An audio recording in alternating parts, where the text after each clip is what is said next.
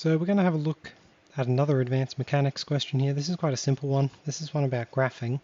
So we're told to draw components of velocity on the following diagram, presumably at each of the points, and we're told to draw accelerations on the following diagram as well. This will also be at each of the points. So I'm going to change color. We're going to do the components of velocity first. So if we look at point A, it has an x velocity going this way, and it has a y velocity going up. We can see that the y velocity up is a little more than the x velocity across because it's moving at quite a steep path. But we know this is roughly what the velocity in x and the velocity in y look like. At point B, the velocity in x is exactly the same. Velocity of x stays the same in these questions the entire time. Velocity in y is still slightly positive, so it's still going up a little bit, but it's much smaller because the trajectory is now much flatter.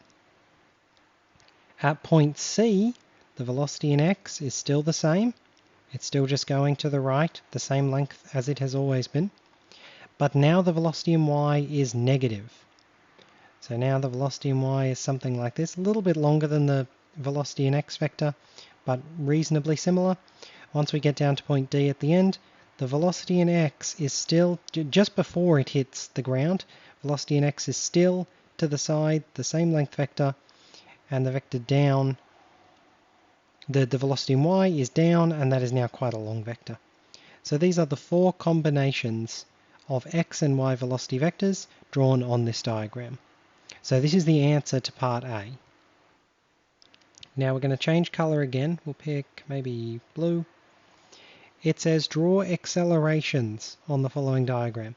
So we need to draw the acceleration at each point. This is actually pretty easy. The acceleration is always down. It is always the same. It is always gravity. So the acceleration on this object is always the same. It's always just down in y with a magnitude 9.8. Right? So that's the answer to part B. Part B is very easy. You just have to know that the only acceleration in this particular type of question is gravity.